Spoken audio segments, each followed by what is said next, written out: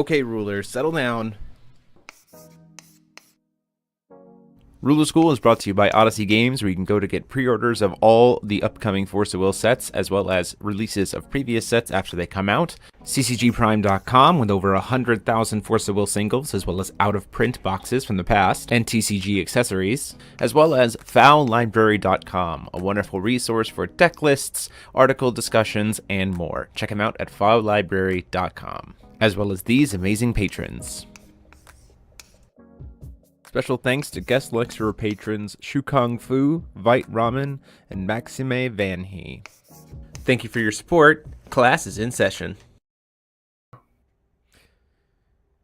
Hey there, rulers. Welcome back after a long week of Force of Will to your favorite ever live Force of Will podcast. It's Office Hours, brought to you as always by me, the Mo73, and I am joined back 2 weeks in a row with with both of them, Paul Reisman. Hello. And Mike Rance. Hello. Hello. We are here. We're excited to have you here, especially those of you who might be new. I do know that we talked to some new people today in the different communities to say come and join us. So we're glad to have you here if you are new to the channel. If you want to consider supporting us, you go ahead and click that subscribe button down below, as well as consider supporting us financially with that join button to become a member. You get access to all these cool emotes that everyone's surely going to be spamming throughout the weekend or throughout the live stream, as well as just goes to help support us and other cool perks along the way. That being said, we are here. We are here talking about week 4 of Game of Gods Revolution, the end of Dual Cluster, the end of the Order mechanic as far as we can tell. And we got some spicy cards this week. We have a lot of like second half cards this week, and also the introduction of a few new series type cards that we'll kind of talk about near the end of it. A lot of cool stuff here tonight. Oh, did I remember to download them? I think I did. Wait, we'll get there when we get there.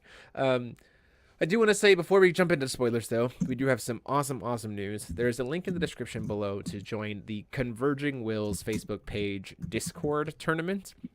They are hosting it this weekend. It is May 14th and 15th. It starts at 10 a.m. Eastern Standard Time. You have to get your deck profile into them by Friday at 1 p.m. Eastern Standard Time, and it is going to be held through their Discord. There is a link in the description to go to the sign up, which then has all of the information to get into the server and everything else. Crazy thing about this is a Wanderer tournament. It's taking place over 2 days over Discord. It is $40 and includes the shipping, even international, literally open to anyone. Just for participating in this tournament, you get a Fallen Angel of False Life or False Glory, all of the duets, plus a Dark Rabbit Princess or a Magic Stone of Moonshade. The Moonshade or Dark Alice and the two angel pairs are because of if you're evens or odds. So if your final standing is even versus odd, it'll determine which of those ones you get. But regardless of that, just for signing up, you get a random Japanese textless dual stone. $40 entry. The Japanese textless dual stone by itself is worth $60. Like easily. So go show them some love. This is a huge event, and also like top 16 get a bunch of prizing. Top 8 have amazing exclusive Singapore playmats that you get to select from. Top 8 Ubers of the Nyarlathotep. And also, if we break over 60 players, we get a gold. They're going to break out the Gnarly gold, silver, and bronze.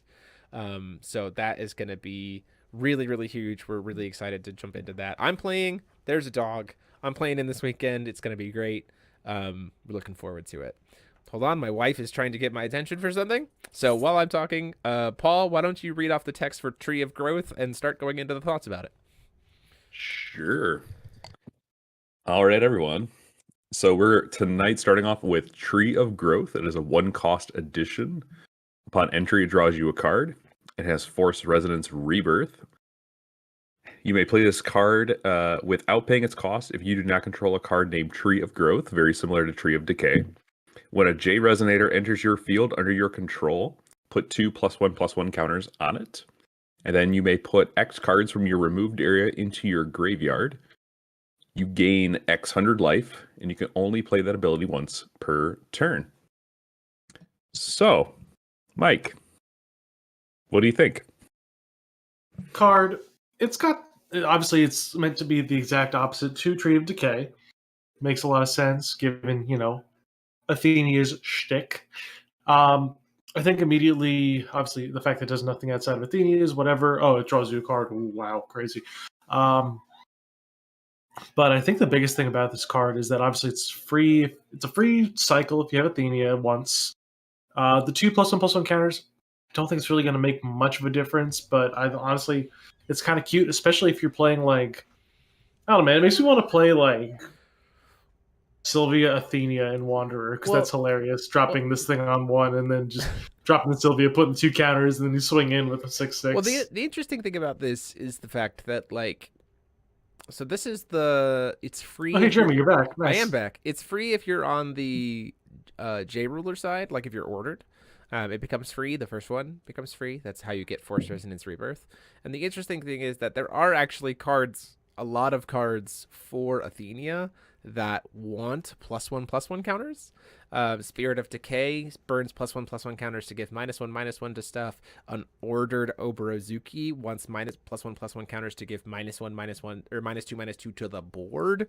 So like think about the fact of like coin order Oborozuki, get 3 +1/+1 counters, play this card for free, get 2 more +1/+1 counters. Suddenly you're potentially sitting at a -8 instant speed on your opponent's board. Sitting on the Oborozuki. Well, the problem is that the Oborozuki won't get the counters from this card because you have to order the Oborozuki in, then play this card for free. Right. So then you just naturally put the +1/+1 counters from this card onto the Oborozuki. It does say J/Resonator. Yeah, like that to me is like you wouldn't think about it, but the fact that very clearly so many of Athenia's cards tend to strangely want +1/+1 counters. Having a free thing that's going to also recycle itself, also give you life gain, and suddenly give you some utility for some of your tech cards that are maybe just sitting there, it's kind of big. Like this card is pretty dang good. That being said, like Tree of Growth, Tree of Decay feel like I'm not sure how many of them you're going to want to play in the deck because you want to see them, but then other later ones aren't free, but you want to see them because they're your like alternate win con with like cycling life and death. Exactly with Dark Gals, play the next one for free. Or something like that. Yeah, for sure. For sure. This is Mike, stop talking about Dark Gal's Rabbit Princess. She's not that good. Anyway. Well, Tree of Decay is a really good win condition right now, right? Because like Lyle I don't think Tree of Growth being the same kind of win condition. Yeah. Tree. So Tree of Growth has a little niche that I realized as soon as I was like, how would I make an Athenia deck? Well, part of Sheer Power seems pretty good. Oh, wait, I can just keep reusing that over and over again and gain life. With Remnant, and I can just put that back in the grave for free. Yeah, that's kind of crazy. Being able to reuse Remnant spells because of Tree of Growth. Yeah. Little cracked. The other thing that's helpful with this, too, is one of the main like shutdown cards is going to be Evil Elemental Uprising, Burial Grounds, Magic Stone Institute. So this is a good way of just having some immunity from that. Because even if they remove your whole graveyard, you can just... Okay, it's back now. Thanks. And it's playsability only once per turn, not only once per turn during your turn. So you can kind of double up on it if you played smart during your opponent's turn. Yeah, the other thing, too, that's interesting about this card is the fact that I believe Necromancer, the one that counts as 4 cards if used to pay the cost of things, would count for this. So like a single Necromancer would count as moving 4 cards to the graveyard. So then suddenly you're gaining 4. Like imagine having 4 Necromancers in grave and then being like remove 4 Necromancers with Tree of Decay -16, put them all back with Tree of Growth +16. Like Jeremy, we're 10 minutes into the video now, right? Ish. Yes. I fucking hate Necromancer, dude. Okay. I fucking hate the math that you have to do. I hate the stupid fucking math. Moving on from math, let's talk about a card that's more math. This is death. This is death and rebirth. It is 1 green, 1 black. Quick cast. Your opponent banishes a non-magic stone, non-J ruler entity. That's its base ability. And then if you are Force Resonance Death, as an additional cost to play this card, remove X cards in your graveyard from the game. Your opponent banishes X non-magic stone, non-J ruler entities. Keep in mind that is literally everything that's not a J ruler or a stone. Additions, regalia, dudes, tokens, That's it. everything. Okay. Like Force Resonance Rebirth, as an additional cost to play this card, put cards from your removed area back into your graveyard. You may recover up to X magic stones you control. Math the deck. This is crazy to me. Like, this card is... Yeah, I love this card. This card is very good. That second effect is cracked. I'm not gonna lie. The banish? The board wipe? insane. Yeah, the banish. No, not the board wipe. No, not even the recover recover stones for 2. Like, that's cracked. That's so sick. Yeah. Yeah, it's not bad. I'm gonna do some real shenanigans with this card. Yeah. I got my invite to Worlds with Athenia. What's gonna stop me from doing it with this Athenia? Yeah, it's one of those things where it's like we're gonna see cards being used very interesting. Like, a card that's already coming up in a lot of conversations that I'm hearing about Athenia is Attendant of Asmodeus. RFG, the top 5 cards of your deck, recover up to 3 magic stones. That's what I was talking about. That's me. Yeah, a bunch of people have been talking about it. I said that. Cool, let's RFG a bunch of stuff, knowing that we're going to be, knowing full well we're going to put it back in the graveyard later, to, like, you know, try to kind of get ahead. You know what card is going to be really good against Athenia, potentially? 1, Barrier Seal, so you just can't successfully move stuff to the graveyard. Just like, no graveyard, you don't have it. Like, that's going to be really important. Yep. No, but you just use the first Death and Birth to force them to sack it, and then you play the second Death and But you won't have any cards in your graveyard. So, yeah. No, it's fine. You don't need them. You just hit it with that. But the first one... It does say as an additional cost if you're on your No, front you side. don't even play the additional cost. You just use the first part. Removes, yeah, and then the that's fair. second Remove one. 0. Sure. Then you go. Sure. Yeah, so there's that. Yeah, so Barrier Seal is going to be super important against her, as well as the Witch that stops stuff from recovering. Suddenly going to be potentially super important. Just like, no recover.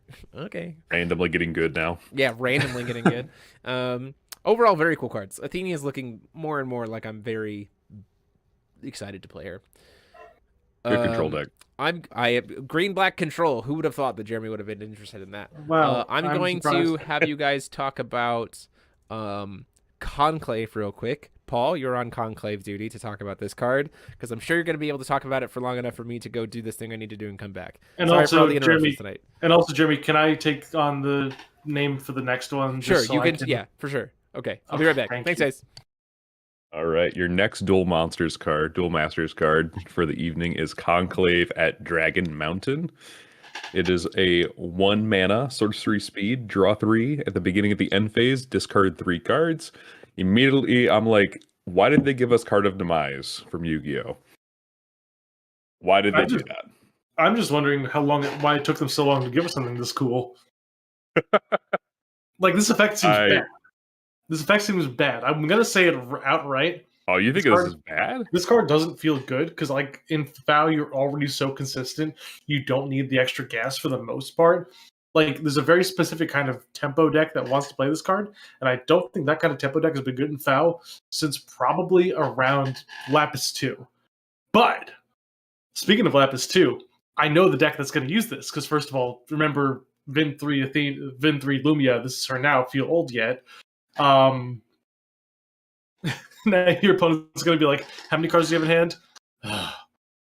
Counting Lumia, counting the Conclave, and I just want to make the most pure-hearted, the most wonderful, the most loving style of Regalia Lumia, and I just want to play 4 of that Lumia from Vin 3, banish the top 3, they're all Regalia, put them into play, Conclave, throw your hand onto the field, your opponent concedes, and honestly, it's just we have cards that make your opponent concede the game if you just open with the nuts, and Nature's Healing. That's all I gotta say about this thing. Like, this card is cracked, but terrible. Sure. Okay. Well, I disagree. All right, cool. And the reason is because we have a deck in the meta right now that says, I want to play as many chants and see as many of my wind dragons as possible, and that's Draco Witch with Milus Mujdart. So this card is a really useful tool for that reason. I would also say this is good in Nyarlathotep decks, because they're always making a bunch of mana, and they want to see more cards always. And they're pretty much just going to dump their whole hand onto the field anyway. So if you lose a whole bunch of cards, great. Nyarlathotep has another tool. Oh my gosh. I think the sheer amount of draw power that this offers you just have to play your whole hand. And if you have a whole bunch of cards in red that give you a bunch of free mana or free magic stones, you might just be able to play your whole hand. And this is just good for that reason. See, you're talking about Milus Mujdart, not assuming that Mujdart hasn't already seen half her deck with the fact that she has the 6 cards plus the reflect effect. But we're not going to talk about that part. No, I'm talking about like just turn 1, right? Because you're trying to put as many wind dragons on the field as possible. Yeah. So this is kill just your one more opponent, chant but, toward that total. I don't know if they would use that, but I have it's no here. idea either, honestly. That's the big thing. So I feel like this card is going to be more fun than good. That's my prediction.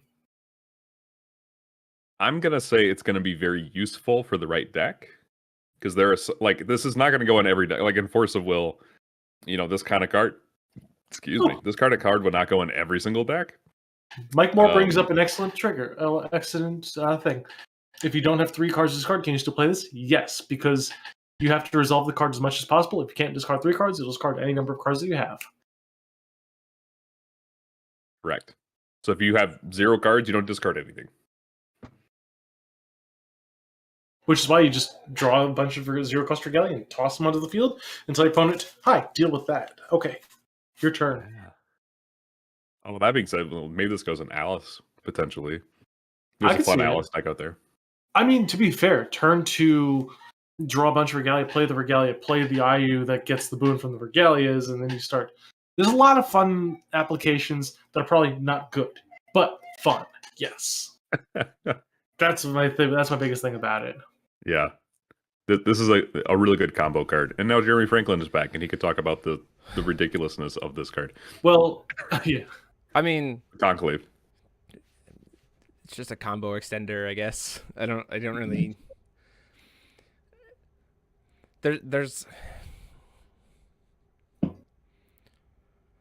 nothing about this card that to me is like, yes, now suddenly my combo deck is going to work. You know what I mean? Jeremy is seeing the Mike Rant side of things. Like, Fine. it's like, don't get me wrong. Draw 3 for 1 is sure. broken. It's But- good. It's good, right? Draw 3 for 1 is good.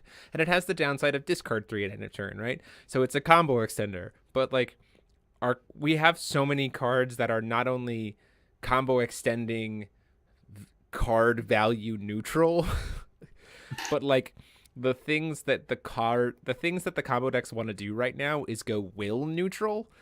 Like they want cards to replace themselves will cost wise, and that's why we have so many combo decks that are running the things. So in an environment that has those, this is just more cards for less will, but also gives you less will to play out later, right? That being said, if we have if we have a deck that really likes to play around with the graveyard, cough cough Athenia, because she's also green, black, red, there is something to this card, right? It's not inherently bad outside of being a combo extender. But when you look at it, it's like, a combo extender. There are better ones. There are just better ones. Let's see. If you don't have to discard 3, can you still play this? Yeah. You just discard as many as you can. Yeah, it's like pros and cons for this card. Not enough to make me like suddenly change my opinion on combo decks or think that suddenly combo decks are going to become that more explosive, purely because of the fact that you're getting more cards, but you're not getting more resources to play those cards. And combo decks right now are all about playing cards that let them play more cards. And this just doesn't do that. So Jerry Felix said use it with Beatrice. Who? Oh, the tag I've never rule? heard of that rule in my life. Anyway, continuing on. That's interesting because like you see more cards without it being negative against you. So I'm maybe. Yeah, maybe. Meh. It You are makes producing bad- free will off Astema. It makes bad opens better, but that's also reaching. Potentially. Yeah, like I was telling Mike, there's only 2 decks that really probably use this. It's Draco Witch and Nyarlathotep decks. And that's it.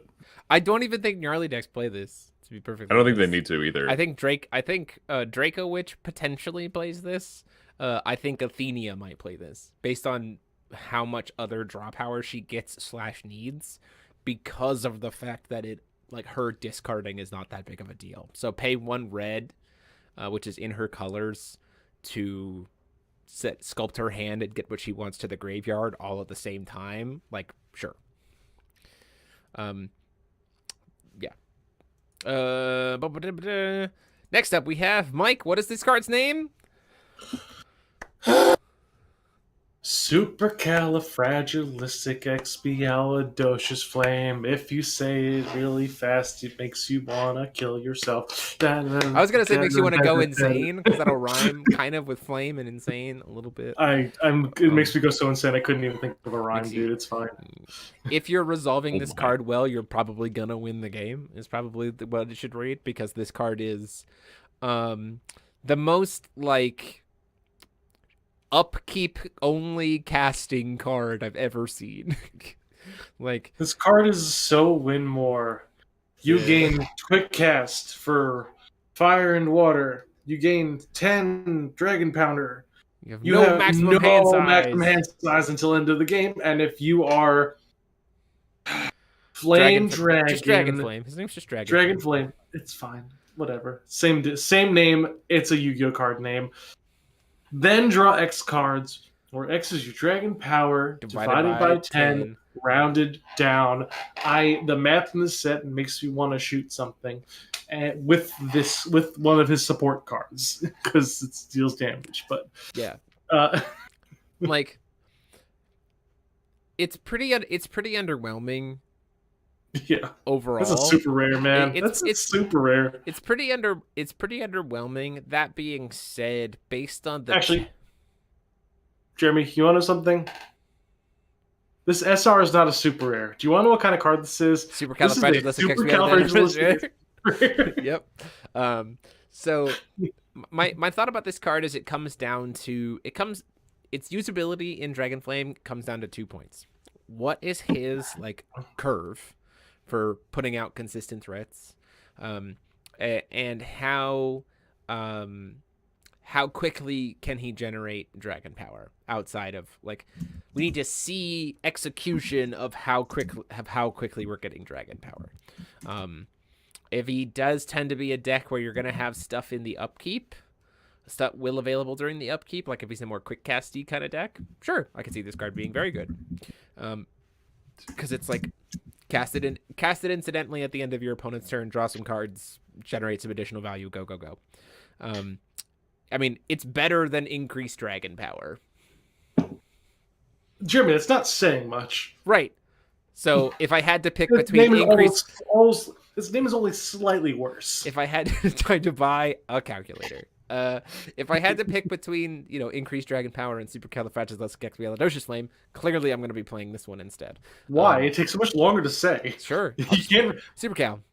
If this was like Hearthstone, where you had a minute and a half to make your plays, you'd have to spend half your turn saying this card's name, then you can play it, and then you have to combo off. The APM would be terrible. Yeah. Algebra time. Algebra time. Dragon Flame Super. Dragon Flame GT. We've unlocked Flame Ultra Z. Instinct Fushi. Dragon Isn't it Dragon Flames? Flames? Paul, any thoughts on Supercal? it's probably at max Atua for me. It's fair. Mostly because again, it gives me more dragon power. It gives me cards, which is great, I guess. Yeah. But I imagine like in a super aggressive deck like a red deck, you would probably want more cards in your hand at some point.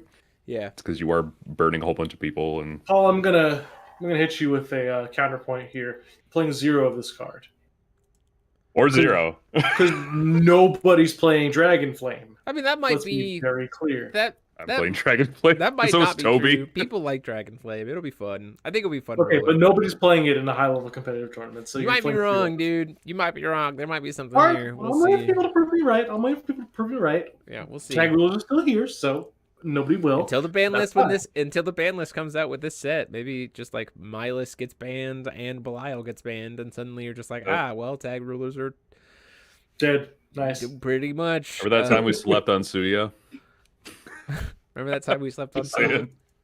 Anyway, I still think Suya's not that good. here's but it's- the Thunder of Zeus. It is a 5-cost quick cast chant. Choose up to 2. You gain 2,000 life. Card deals 2,000 damage to target player or J Resonator. If cancel targets spell or activate or automatic ability. Oh, so wow, it is a full cancel. Your opponent discards 2 cards or draw 2 cards.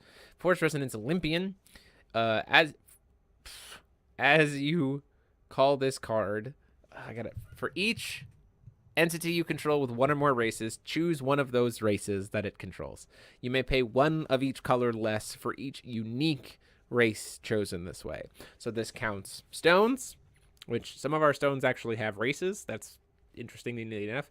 Additions, those can sometimes have races. Regalia have never had races, and J/Resonators have races.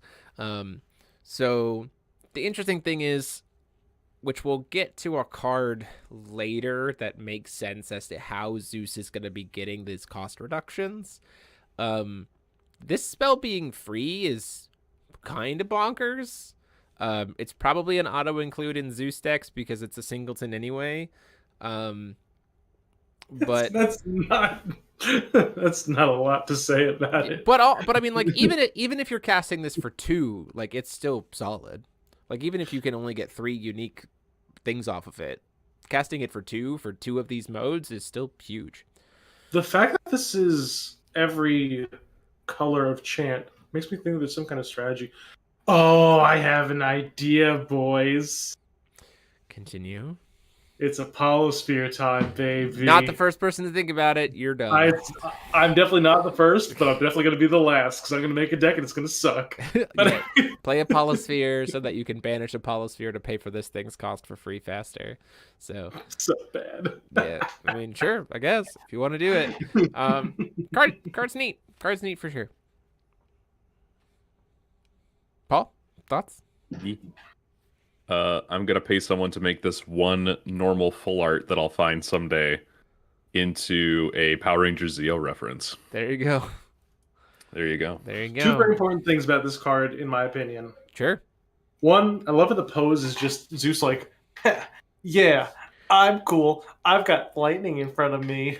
Just very nonchalant poses. And the second one, I can't wait for all the whirlwind conflagration can target your opponent 6 times. Be like, it says choose 2. I'm going to choose deal 2,000 to my opponent twice. Yeah. And somebody's just going to be like, no, that's not how that works. Not how that works. Any of this works. That's how every time we get one of these like choose with a bunch of modes happens. Wait, it doesn't say you can only choose 1 once. It says choose 2. So I'm going to choose 1 and then 1. Yeah. Okay. That's Moving on. We have Typhanamaki, the final duel. 2 white, 2 black. Each player puts as many non-Magic Stone, non-chant cards with different printed names as they can from their graveyard into the field.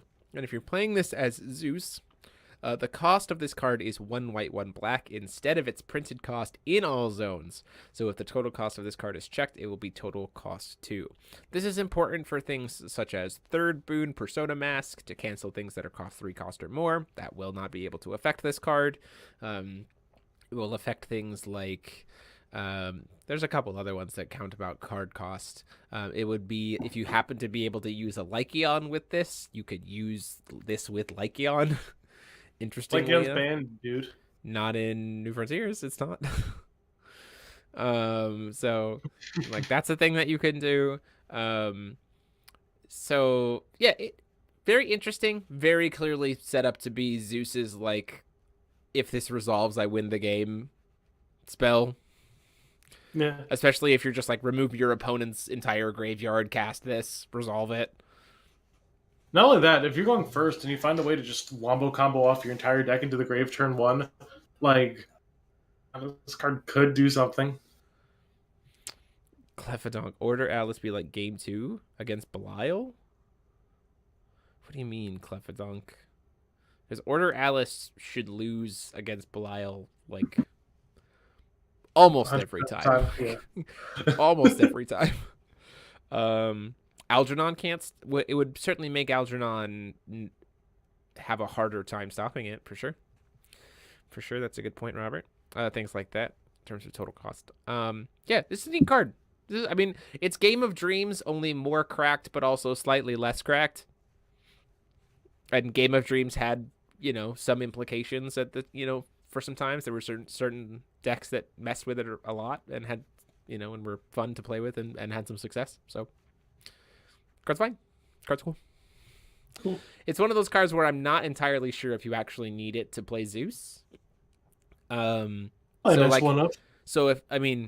So if you're looking to try to find more tech slots in your Zeus 1-of deck, this is a card that I could see you leaving off the block. So there you go. The 2000 effect, cast it off of Fantasia. I guess that's fair, but also if you're casting Fantasia against Assemble Belial, like you probably should have won already. So I guess. But still, they'll have an option to be able to. CCG Prime, am I late? No, you're not. CCG Prime is never late. He arrives exactly when he's needed. You're only 33 minutes late, buddy. Next up we have Lich, the Immortal Saint. 1-drop Tails 4/4 Wizard. You're a wizard, Lich. Enter if there are no cards in your graveyard. Destroy all other J/Resonators, and then when revolutioned, it has Bane. And enter if there are no cards in your removed area.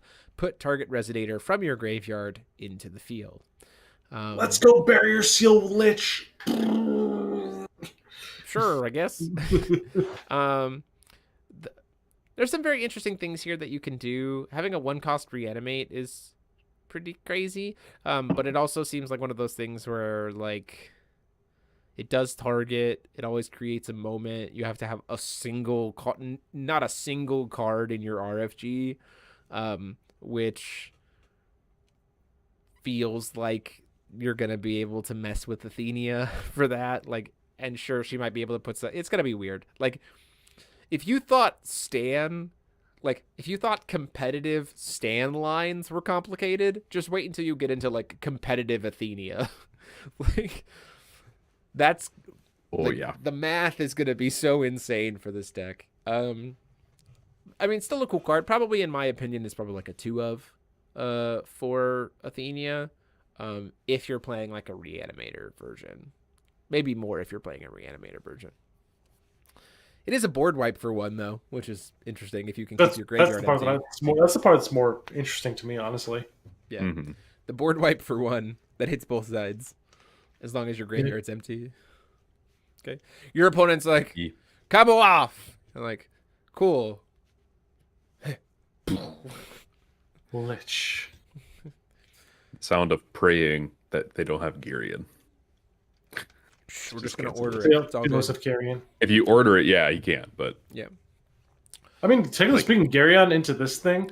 Garyon turn 1, stop your opponent's 1-drop, and then you play this because the Garyon removed itself, so you have nothing in your grave. Just saying. Hey, and then we're starting to finally get into the arena expansions. Arena expansion, Flourishing Bone Field. 1 red, 1 green, 1 black. Darkness magic stones you control gain tap, produce green. Force Resonance Death, you can remove 3 cards from your graveyard from the game rather than paying its cost. On enter, your opponent discards a card, banishes a Resonator, and loses 500 life. Force Resonance Rebirth, you may put 3 cards from your removed area back into your graveyard rather than paying that card's cost. Enter, draw a card, recover a Resonator, and you gain 500 life. I feel like somebody was definitely forgetting that we were going to switch to Wander when they made that first part of the effect, because that's basically just no text on this card. So the interesting thing is, from what I'm being told, is that there are certain cards that are like weirdly going to get this. It also makes Layla suddenly something that Wanderer Athenia might want to play, right? Yes. Because then like the basic Blackstones off of Layla can suddenly potentially produce green. In New Frontiers, I mean, that text is a thing, for sure. Being able to go black-green is great. This is also one of the only arena expansions I think we've literally ever seen that you probably play at least 3 of it. Like, those enter effects are pretty dang good for a card that's potentially free and helps you with your manipulation of your RFG in your graveyard. Like, those are pretty good. So when I first read this card, I looked at it and I was kind of underwhelmed. Sure. Because like I want to see how the deck performs before like this card has, I feel, some niche applications to sort of like tighten the noose for your opponent, where I think this card is really, really important because we've been talking about featsing so much. Is I think this card helps your featsings feel more comfortable. Oh yeah. While also making your opponent feel less comfortable.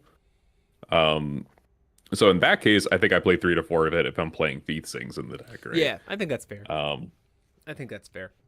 But I think the most important text on this is addition. Yeah. That's kind of where I'm at. The most important part of this card is the fact that you can refer to it as the Bone Zone. The bones. Okay, so Jerry, with all the graveyard shenanigans or interactions printing the past few years, and with the switch to Wanderer, what are the thoughts on Harvesting Season getting banned, or is it okay because of EEU? Harvesting Season in general, I don't think is worthy of being banned, purely because of the fact that not only is there EEU, there is so much graveyard interaction. Like, we have so, like, it's to the point where there's so much ways to mess with your opponent's graveyard that they were like, what about Horn? Like, you know what I mean? Like, they thought that we had enough graveyard interaction to be like, nah, you're going to have ways probably naturally to mess with people who are going to try to play Horn. And also, you might want to use Horn as a way to mess with people's graveyards because they, like, so I don't think Harvesting Season needs to get banned. You know, I think we might even see, I think there will be decks that will try to play Harvesting Season in the main outside of Valhalla Rune Rulers. But even then, like, then you're casting it for 2, which makes you even more vulnerable to potential follow-ups. Like, we love 2-cost chance in this world. We do love 2-cost chance. Technically, right now in Wanderer, the best spells in the game are 2-cost chance, non-quick cast chance. So that's a thing. But at the same time, like, I think that there's enough ways to interact with it that, like, as soon as a graveyard deck gains popularity, there are enough tools across the colors to say, stop it, that suddenly start getting boarded in that then, like, shift it. So, yeah, that's my thought. Then unban Kaguya and the rune. Stop. Kaguya, no. Do you play, like, 2 to 3 Harvesting Season in your Athenia deck? I don't think you need it, honestly. I don't know if you need it or not, but I'm like, just... There's a Necromancer that literally is Harvesting Season's job. I guess. I don't know. There's also... I don't know how math works. I've never done high-degree calculus. There's also... Mikage Shinjiro is just 1-cost discard, put 4 cards in your graveyard.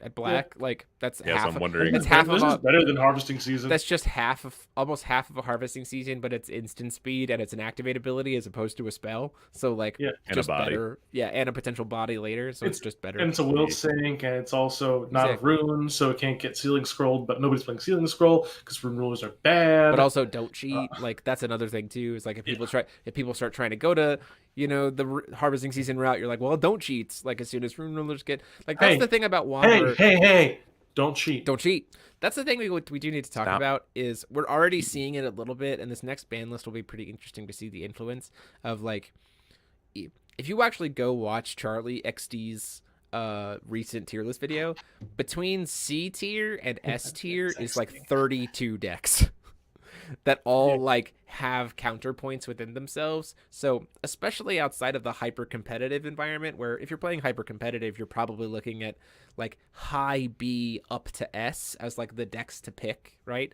For sure, that narrows you down a little bit to maybe like 10 or 12. But like if you're looking at just playing casually Wanderer and you see 32 different decks that are all like chasing each other's tails, as one deck in your community rises to popularity, the decks that beat it will become rising in popularity as well. So we haven't really seen anything necessarily in this environment, especially at the casual Wanderer level, that really I think warrants anything graveyard shenanigansy being hit yet, because it just can get answered as it gets more popular. Does this mean the 2-cost zombie edition is going to be used in Athenia to help with the feast too? Maybe. I mean, I think you get a lot of additions anyway in Athenia, so I don't think you necessarily need it. Niflheim? Hello, Thomas Purcell. Okay, so let's I move think on. Toby's talking about Niflheim. I don't Niflheim. think you play Niflheim. So Apostle of Dragonflame, 1-drop red dragon 0/7 with flying. This card gains plus X100, where your X is your dragon power. People were talking about let's have some generic 1-drop dragons.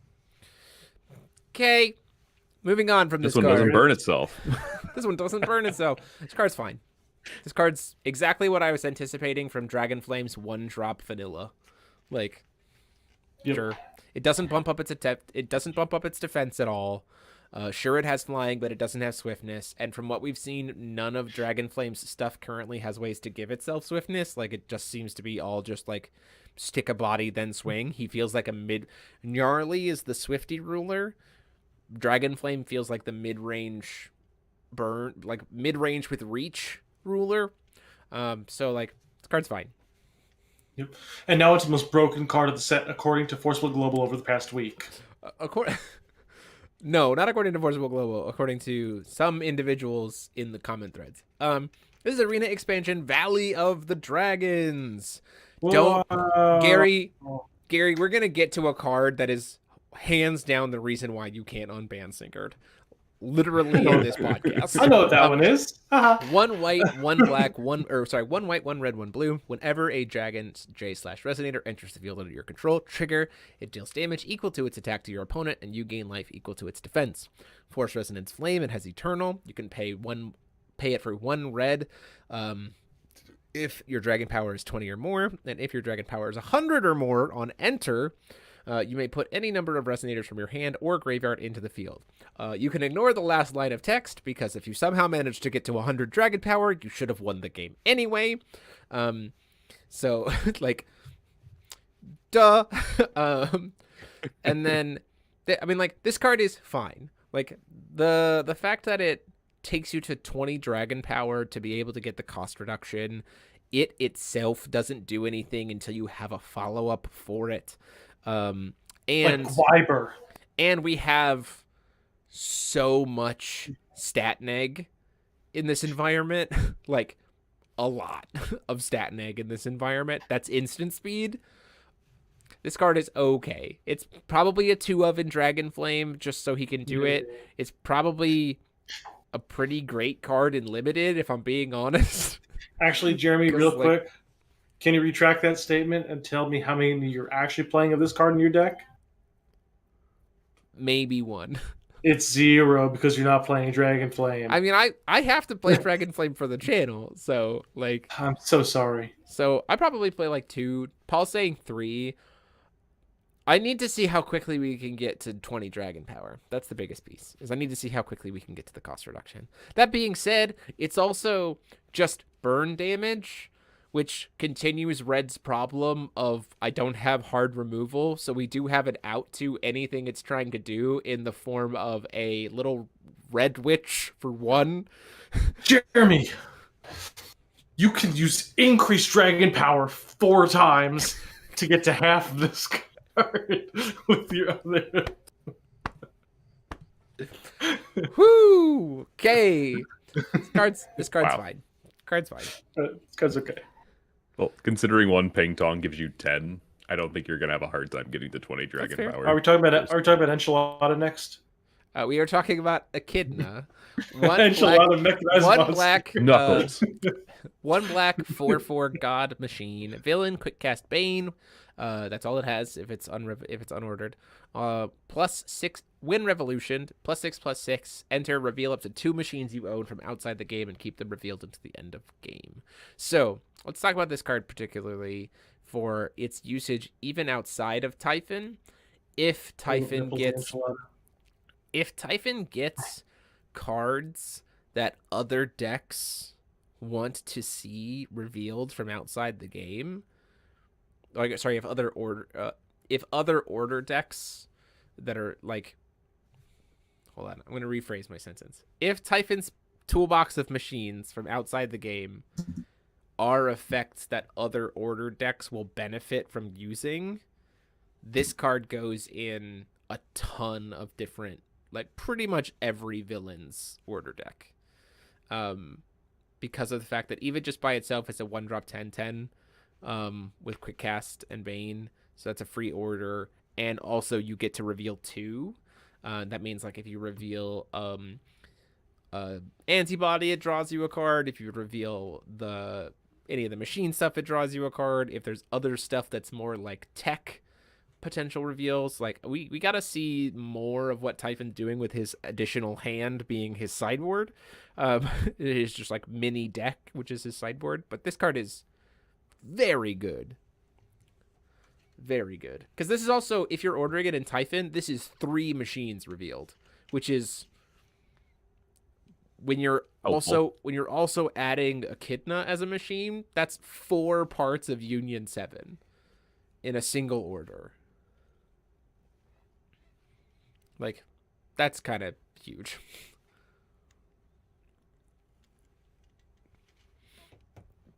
Any thoughts? I do not want a restricted list. That's all I'm gonna say. I do not want a restricted list. Yeah, I don't either. This card's okay. That's fine. It's good in Typhon. I don't see Typhon. I still don't see Typhon being that good. I'm just not there. Okay. But you play 4 of it in Typhon. Yeah, because you got to play 100 cards, so why not? So might as No, well. 200 cards, you have max life. Okay. Yeah, I don't think a restricted list is necessary. I don't think a limited list is necessary. I really love adding more RNG to my card games. That's my favorite thing in the entire world. I would love to get wrecked by a 1-0 severing wins to make sure I lose the game automatically. It's my favorite. So, thank you, Jerry. Next up is here's the reason why Sigurd can't be unbanned. One of the many reasons why Sigurd can't be unbanned. Hey, look, so a good 2 Darkness edition. That's also wow. So, 2 black, Darkness Chance in your hands, gain quick cast. That text is why you can't let this happen, to let Sigurd have this. Just like, let any deck want to play Sigurd, and then just be like, my really good non-quick cast black cards? Look of corruption, look of corruption, look of corruption. Yeah, instant speed, look of corruption. Imagine not having a hand ever. Instant speed, Heteroclite Excalibur. Like, there's so many good 1-drop black non-quick Jeremy, cast. instant speed final battle. Instant speed final battles. Well, actually, we have that. It's called Perfect Low Key. But anyway. Sure. So yeah, we just can't. And then whenever a non-token machine resonator you control is put into the graveyard from the field, put a 4/4 Darkness Machine resonator token into the field. Machine J/resonators you control gain +2/+2. So again, anytime a machine dies, you get a 6/6 token. And then Force Resonance Infinity, it gains Eternal, and when this card becomes revealed from outside the game, put it into the field. This card is one of the things that, in my mind, puts Typhon on the map. because this card getting Eternal is means it's always going to be there. And this suddenly means Blood of Typhon is instant speed. Yeah, like on every level, this card is absolutely fucking insane. I'm just gonna point that out. This card is very, very, very good for Typhon, and he doesn't have to play a single copy of it in his main deck. He just plays This card it in isn't the even sideboard. just good in Typhon. This card is good in like a good portion of like Darkness control decks. Like drop this card on like turn 3, and you suddenly have like control of the game for the rest of the game. It has applications in Darkness control decks in Chill Wanderer. I think in competitive Wanderer, Darkness decks aren't going to want to commit this will outside of Typhon. Even more so in New Frontiers. I think that I think that Darkness in competitive Wanderer, Darkness already has good enough cards that they can be like, I don't really need to get quick cast to really justify it. I don't need to spend 2 black will just to be able to give my cards quick cast when I can play my other color cards at quick cast and then save my will for my good Darkness spells. That being said, if you brought it in with Sigurd, we'd have a problem because then suddenly I'm cheating this card in and I don't care nearly as much. But I think this card, in my mind, this card single-handedly gets me thinking about Typhon competitively. Because of the fact that like the very first thing I order can get me this. Right? And suddenly my Blood, which is a free card, by the way, in Typhon, is now instant speed. Like, suddenly a 100 card deck suddenly a 200 card deck doesn't feel so crazy with a ton of Blood in it because I can just grab this on turn 1 and start going through my deck very, very fast with Typhon's Blood, right? But we'll have to see what the implications of it is. Makes quick cast Inferno without a God Art? I guess. Sure. I honestly have been casting Inferno without quick cast more often than not lately. So yeah. Like now we can cancel your Inferno with quick cast. With Fairy Spell. Hooray. If I'm only allowed I think this card is interesting because there's randomly blue-black Darkness support that came out in Vingolf 3 for machines. And so I'm like, okay, all of this like dark machine support, that could be a thing now, which I'm kind of interested in. But yeah, this card is very good. I guess I'm not understanding. I'm only allowed to so many characters to type with. I'm not talking about restrictions as of one-ofs. So when you're talking about a restricted list... Okay, I'm talking about as Forceful continues to expand and push its design into utilizing different zones and effects. I think I have an idea where this is going. That you can only have so many of a copy in your different zone? Or it can only be played in the sideboard, or it can only be played in... I have no idea where this is going, Maybe. actually. That just becomes too... He'll type it out. We'll come back to it. Yeah. This card's great. This card's great. Expands. For example, we were talking about Harvesting Season. I agree that it doesn't need to be banned, but I would be okay with limiting it to not being run in the Rune deck. We did that once. It was called Conqueror. It's fine. I don't think you need to get that specific. I also think that banning it from the main deck doesn't really... Banning it from the Rune deck wouldn't really have an impact. Banning from the Rune deck does nothing considering how mediocre vanilla rulers are right now. You ban it from the Rune deck, you're effectively banning the card. So just ban the card. Yeah. Okay, so let's talk about our last 2 cards for today. We have... you know what? I'm going to talk about Zeus's arena expansion first because I think that the essence has a much larger implication. So this is the arena expansion Mount Olympus. 5-color Eternal Barrier counts as a new 12 Olympian gods. So it turns out Olympus is an Olympian. There you go. Eternal Barrier. If this card would be put into your hand from your deck by the effect of an enter ability gained from a card named Order of the Olympians, you can put it into your field instead. So instead of revealing it, I guess, so you can just put it straight into the field, which is crazy. Force Resonance Olympians, tap, discard a card, draw a card. If you discard a new 12 Olympians gods this way, draw 2 instead. So in the Singleton Ruler, you have a free discard draw. Great. Put target or tap put target new 12 Olympian gods from your graveyard on the bottom of your deck. Keep in mind he's a singleton, but also keep in mind that they all trigger their enter effects when searched from the deck. So the ability to reuse your toolbox enter effects that you can search for to trigger. This card is great. This card is so good for Zeus. Like, so good. Yeah. And you're not getting rid of it. Yeah, like force you to banish it. Okay. Sure, that's super meta right now. I mean, Yeah. Inferno, but that's maybe it. Yeah, but like Here's the real play. or Athenia. Oh, Y'all Athena's ready, banished. y'all ready for the Chad play? I'm ready for the Chad play.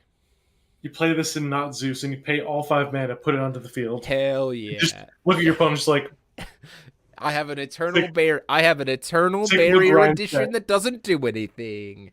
Biting my Sigmund mouth. Ryan set. This card is very, very good. This is we'll get to the essence. We'll bring this up in my conversation, but Zeus already feels like a deck that's going to be probably ordering every single turn, and is designed to probably order every single turn. So if there's ever a turn where you order and just for the sake of ordering, you just grab this card. And like that's insane that you can just grab it when you need it. Like the fact that Zeus as a whole is just saying, I'm a singleton deck, but in a sense, my whole deck is in my hands. As the toolbox singleton ruler, as opposed to the combo singleton ruler, as opposed to the super aggro IU, like I'm very excited to play Zeus because I think it's going to be very, very fun. I think it's going to be the only singleton deck that I'm actually going to enjoy playing, because it's going to be a singleton deck that's designed to not feel the strain of a singleton deck, which I'm very excited about. And there it goes.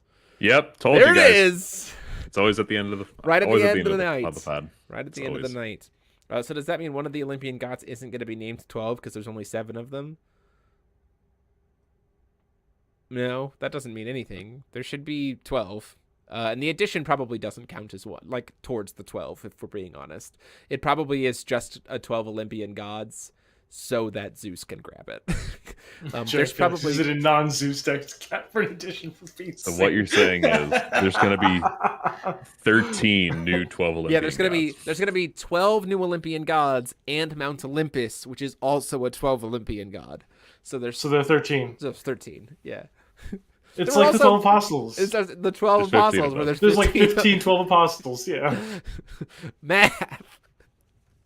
For some math.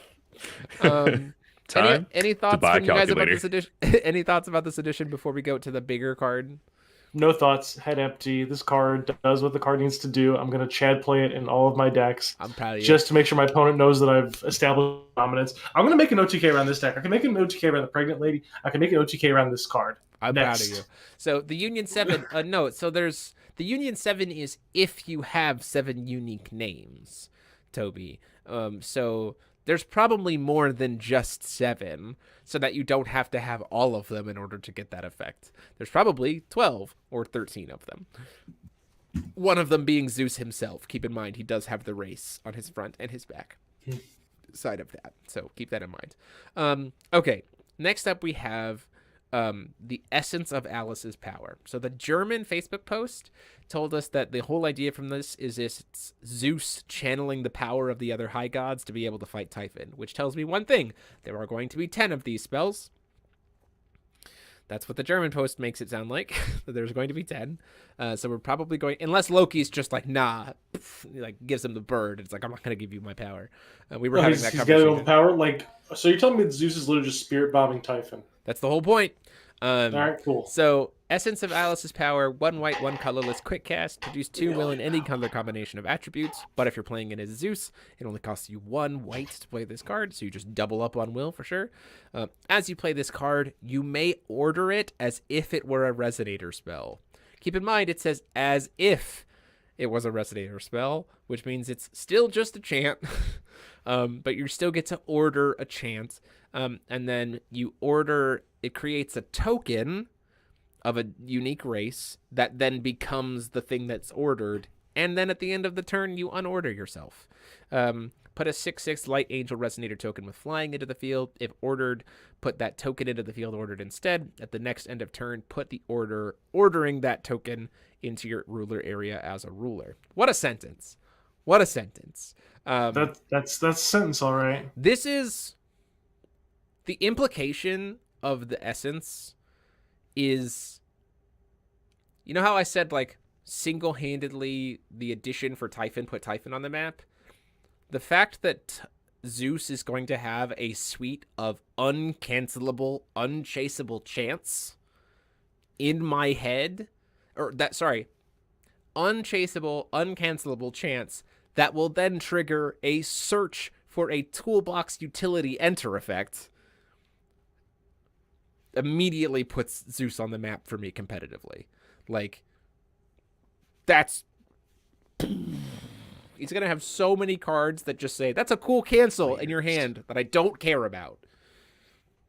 Like, crazy. Paul, you were smiling as I was talking, so thank me. Yeah, the idea that this thing has quick cast for me makes Apollon look fun, but even better that we have this, because then we get to trigger the inner effect on my opponent's turn, which is nice. So that alone makes me interested in this card. And then you just get mana. It's mana neutral, so why not? It's actually mana positive.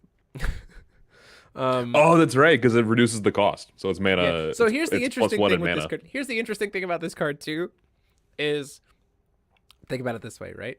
Specifically this one, if we're not talking about the implications of the essences as a whole. I spend 1 white, I order this card, I produce 2 will and then the color combination to then play the 12 Apostle that I just searched and triggered to get its enter effect off of, because this card produces me 2 will. So what I searched for, provided it's a 2-drop, I can immediately play. In a singleton deck. Mwah! Break out your Dark Witches. Because you're going to need them against Zeus. You are I think we have promos surely going to need them against Zeus. For how much searching this man going to do. Yeah, this is a very good card, even just by itself. But the implications of the concept of the essence spells for Zeus is, watch out for this man. Watch out. Dragon power is leaps and bounds ahead of Zeus. Toby, I know that Toby. I know that there Toby is, loves having hot takes that don't ever come to fruition. I know It's that so there great. is this Okay. me that like you have truly leaned into this, but like the answer is no. Like what you're saying is just wrong. We could give away a set of those witches tonight. I mean, that's pretty good. Playset of Witch of the Fallen Kingdoms, the promo version. I gotta get those. I still gotta get those. Okay, yeah, let's do it. Because that's our last card. Mike, I do want to hear your thoughts on the specifically the implication of orderable chance for Zeus.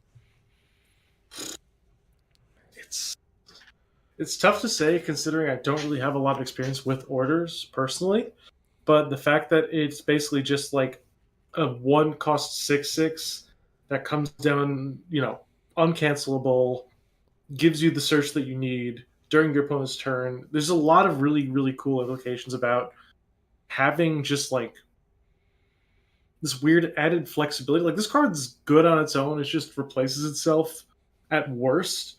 And then at best, it's just like a combo enabler and a mid-range tempo enabler. And it's just like, I don't know. It seems like a good card. Do I think that it's going to make or break Zeus? I don't think so. But I do think that it's going to be something that's strong enough for him to, like, if he sees it in his opening hand, he's like, all right, cool. I have a new gameplay. Yeah, for me, this card, like, the essence of Alice's power is not what makes me excited for Zeus. It's like you said, I think you hit the nail on the head. It's a thing where it's like, yeah, it's got some flexibility. It's good. Like, it's not insane. For me, the takeaway from this card that makes me so excited about it is the fact that if the German post holds true, we're about to have 10 orderable chance in Zeus that by themselves set us up for the next order. That, I think, is the biggest part of the token, too, is the fact that it unorders itself, right? So, like, we've talked before about, like, Athenia, right? We've already talked about Athenia does some cool stuff, but you're going to be wanting to flip back and forth a lot. So, like, how do you do that effectively? Zeus is like, cool, I want to be doing that, too. Here's 10 cards in my suite that naturally do that. That, to me, is like, oh, okay. Yep. I see it. Also, I'm so excited to full art the Zeus deck. Just like pretty easy. Just need one of everything. Yeah, just one of everything. Happy birthday, Babatunde. Hey, happy birthday, Babatunde. Okay, Paul, what's your thoughts? Specifically, again, not about this specific essence. Specifically, your thoughts on the implications of the existence of the essences for Zeus. I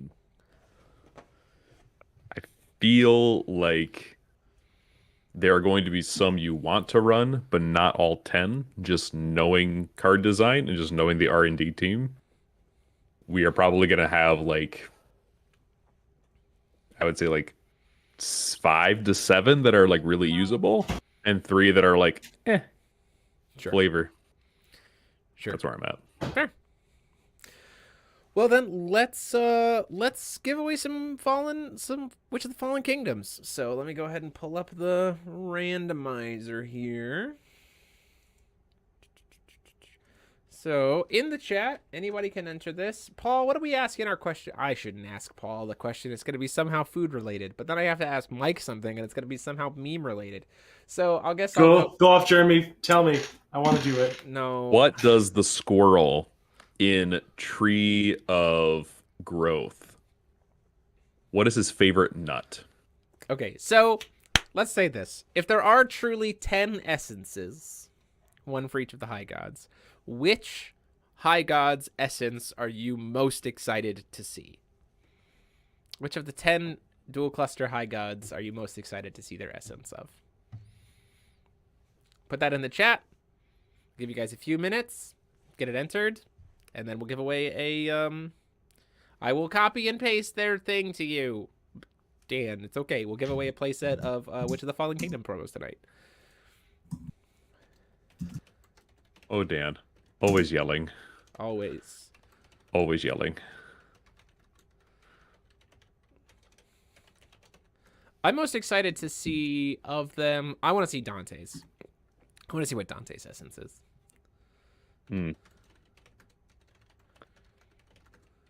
I'm going to say Odin. Okay.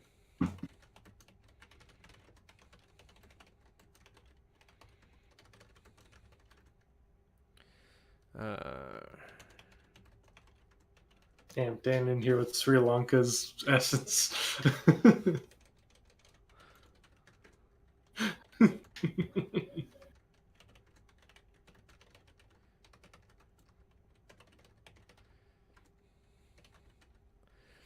So Toby's is Dragon Powers essence, which means Dragon Flames essence. But so Toby's immediately disqualified.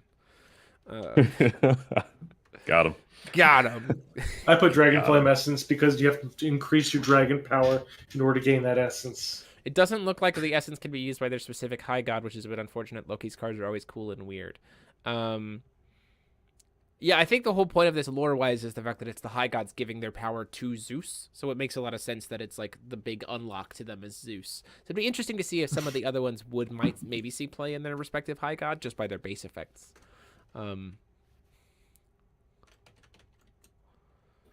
Okay. Honestly, it would be cool to see them all. Athenia's essence would be sick, but I doubt it exists.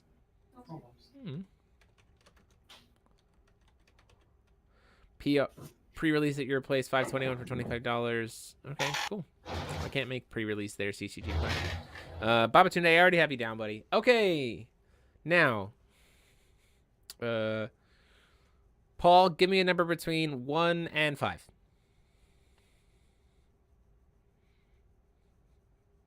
2.5. Not just okay. 2, got it. 1. Mike, 5, give me a number between 4.